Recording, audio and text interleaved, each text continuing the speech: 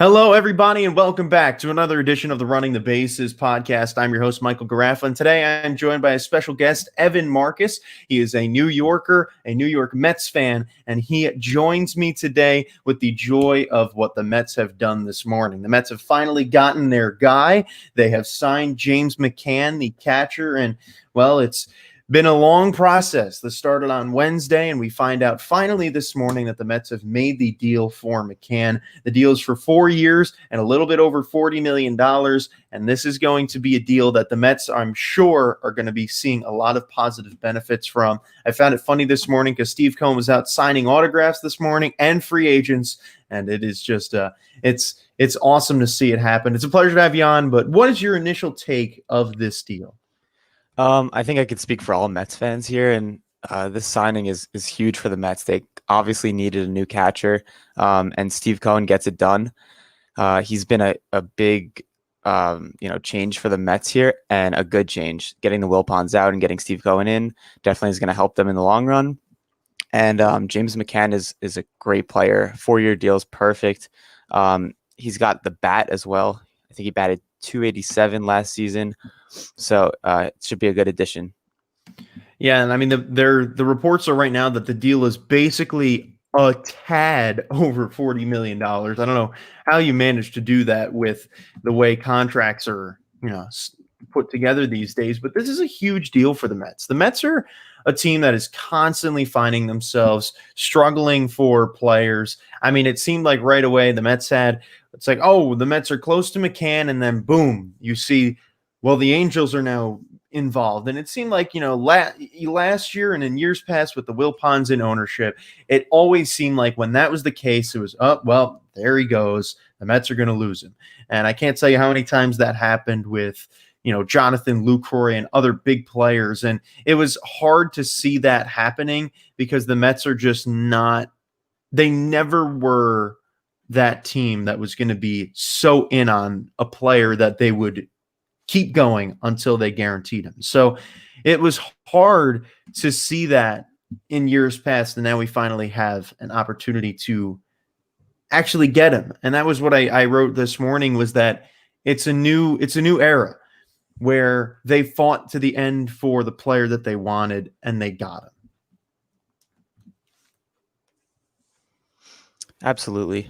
I mean, this is not something that you would see from past Mets team with the Wilpons. I think he's going to fit in great. Obviously, it takes off.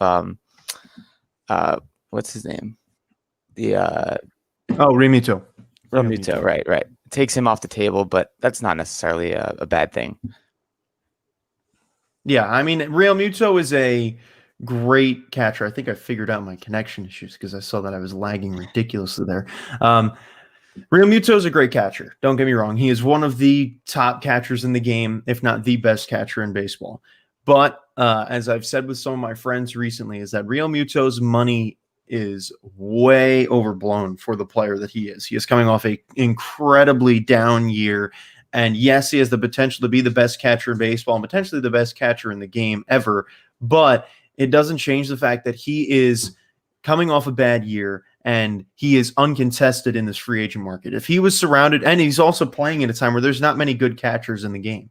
If he is playing maybe 20 years ago, his contract, I mean, obviously with today's money, his contract would probably only be around 14, 15 million. But he's asking for probably upwards of maybe 20, 25, and that is just not doable for many teams. It might not even be doable for the Phillies, and we might end up seeing what happened with Bryce Harper and Manny Machado 2 years ago, was that they're going to just roll out to the very end. They won't have any other opportunities, and they're just going to end up having to sign with either the Phillies or the team that he does sign with for a much cheaper deal, because no one's going to want to give him that money. I mean, you see the Mets, the only team this offseason that has said that they have money, says that they want to have money spent, and they initially were targeting Realmuto, and they don't even push for him at all, and that's simply just because of that contract. So what do you think is going to be something that, is going to be a factor other than that for Realmuto? I mean, I think he's obviously going to have to find it. He's going to have to lower his expectations for sure. I agree with what you're saying. And in the game right now, there's not too many great catchers. I think you said it all. He might have to settle in the end, which is unfortunate. But when you're asking what he's asking, that might be what the end result is. Yeah, now you look at that, and McCann has set up the catcher market right now with a player like him. About $10 million a year is a really good deal considering what Real Muto is looking for. And I'm surprised that not more teams were interested in him. I mean, he is a very well respected defender. He calls games very well, and he's all around. He's just a good catcher. I mean, he's basically, if you took JT Real Muto and just downgraded him a level, that's basically what James McCann is. And he's he's going to hit well. He's going to be a great defender. He's played in the White Sox organization for 2 years now, played with the Tigers for a few years, and he is just a solid player. And the question is, where does this go from here for other catchers? I mean, this is a catcher coming off of a not the best year ever, but a solid year, and then an all-star year the year before, who really resurrected his career after being non-tendered by Detroit. And it gives you hope for the future of catchers in the sport, where, like you said, it's just been so abysmal. And I mean, it's unfortunate how many catchers in this game have really fallen off. Gary Sanchez was probably the best catcher 3 years ago, and no one thought that man would ever be considered one of the lower level catchers in the league, and that's where he is. It's one of the most difficult positions to be consistent at, and it's a struggle to succeed there. Yeah, it's a very underrated position, honestly. Everybody expects them to just do their job to the highest ability, and it's just not that easy.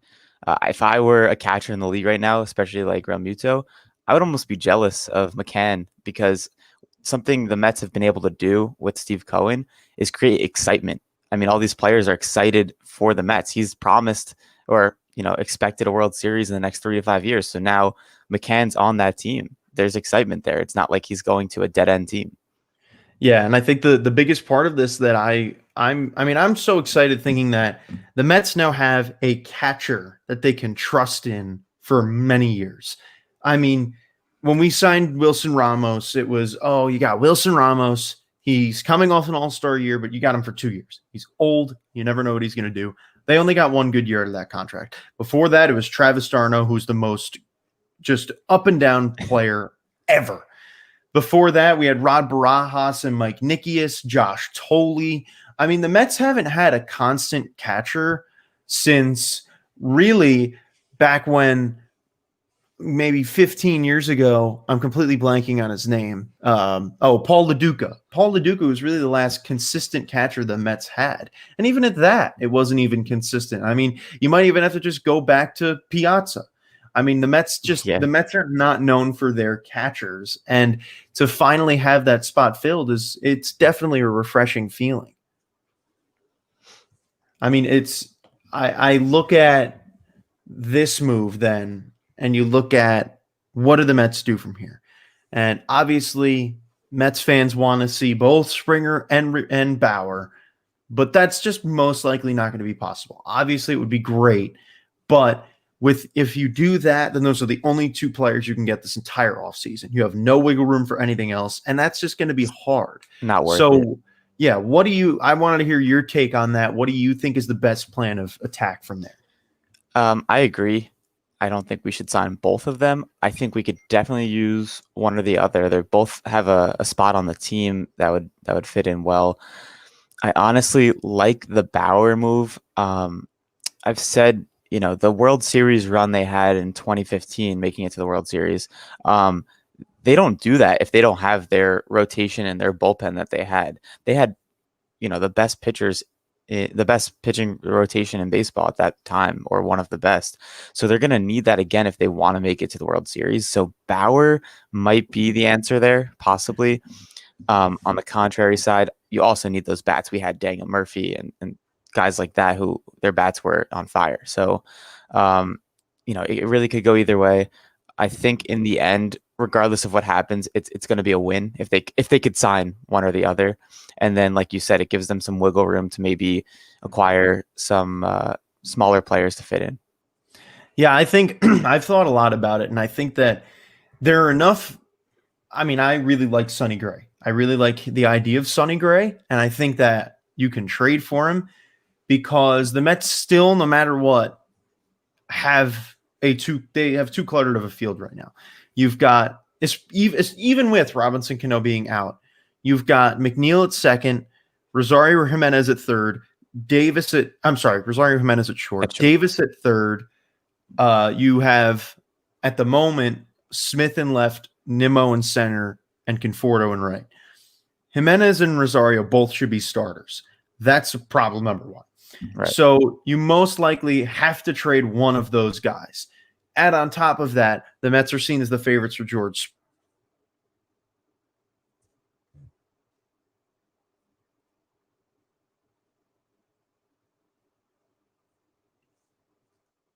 Me right now on the screen. Oh, okay. That was weird. Okay. My thing just started loading. I don't know if you saw that. It froze for like that was really strange. Okay, so where was I? So the Mets seen as favorites for George Springer. If you do that, then you're left with a player that can't have a job.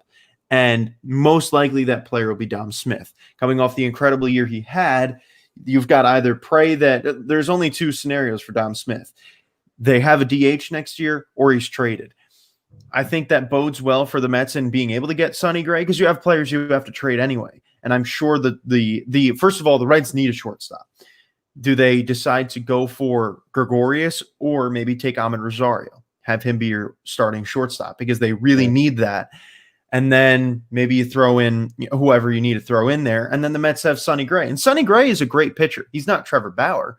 But honestly, if you think of that rotation, DeGrom, Syndergaard, Stroman, Sonny Gray, and David Peterson, that is, I would say, just as good as we had in 2015, if not better, because Jacob deGrom is Jacob deGrom, and Jacob deGrom now is better by a long shot than Matt Harvey was back then. I mean, I agree. It's unbelievable how that one player can change it. And, you know, there's that question mark. The Mets need a starting pitcher this offseason. There's no question about it. They need to do it. Do they want to spend money on it? And this is where I thought of other things. Obviously, George Springer is I would say the number one goal right now. He is one of the best center fielders in the game. Obviously, I know people would give me grief for saying that, but he is. He's one of the best, and he can hit well, and he has proven himself in the postseason. And then that leaves you plenty of money. I really don't think that a Francisco Lindor deal is going to happen. I think that it was nice to think about maybe a month ago, but I think we weren't really thinking very logistically about that when Mets fans were talking about it. Because if you do that, then you have Rosario and Jimenez that have to go, and that doesn't really jive well. So I think that the best way to spend the rest of that money, the Mets have been talking about Liam Hendricks. I think you got either him or Brad Hand, if not both. I mean, we don't know how much money you're going to be taking on with Sonny Gray, but I mean, if you think about that right now, with my plan, you've got James McCann, who is now officially signed, which is great. So you've got McCann, Alonso, McNeil at catcher first, second. You've got either Rosario or Jimenez at short. You probably trade the other. You've got J.D. Davis at third, Brandon Nimmo in left, George Springer in center, Michael Conforto in right. That right there is one hell of a lineup. Yeah. Probably could contend with the Braves for one of the better lineups in the NL. Then you look at pitching. You've got DeGrom, Syndergaard, hopefully he's healthy, Stroman, and Sonny Gray, and then David Peterson. Incredible rotation. Also battles well with the Braves. As of right now, the Braves are a very good team. They're going to be hard to contend with. And then you've got the bullpen. You had Trevor May. You've got Eben Diaz coming off an incredible year. Seth Lugo's back in the bullpen. Those are three players right there. Then you add either Brad Hand or Liam Hendricks. I mean, the Mets can't not be seen as NL East favorites right there if that happens. So there's a path. There's a clear path to that success. So what do you think about that? I mean, obviously that's my dream scenario, but I think that's reasonable. They're not spending tons of money if you go that route. Yeah, I think that that whole team you just said there sounds like a team that could contend for the NL in general, for the pennant. That would be an exciting scenario and thing to happen. I don't know if, I don't think we're going to get all of our Christmas wishes there, but even if we can get a majority of that, it'll help. And the pitching is a really big part of that. So we'll have to see what comes. Steve Cohen, though, is doing a great job. He's asking the fans on Twitter what they want to see. So I think in the end, we'll be happy. and it's looking like, make a couple big moves here and there, and we'll be contending. Yeah, absolutely. And here I am going freezing again. This is what I get for using a different computer. But this is I think I'm figuring it out. I think I figured it out. This is an older computer that I have to use as my current computer. There we go. Fixed it. So it was my baseball reference tab that was screwing me up. So look, James McCann is a great player, and this shapes the catcher market. This is a great move for the Mets. This is promising for the future. A lot of people said, oh, the Trevor May deal is really the first, but no. We all knew James McCann was the big target going into the offseason. I was the only one on the show that said that he was going to go to the Mets. I knew he was, because I knew the Mets weren't going to invest in Real Muto. He is a good catcher, and Real Muto was a nice to have, but not a need to have with James McCann on the market. And that is the same I feel with Trevor Bauer. He's a nice to have, not a need to have. And George Springer is the only one I put in the category of need to have. And as of right now, it looks like the Mets can be doing just that and signing him. We'll see what can happen. We've got plenty of time left. I'm happy because with my poll that I put out yesterday on Twitter of when do you think James McCann was going to sign, the lowest pick number was today, December 12th.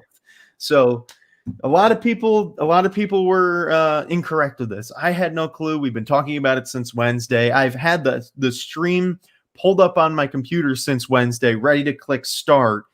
And now I finally get to do it. So I'm glad that we were able to. Thank you to Evan, obviously, for coming on.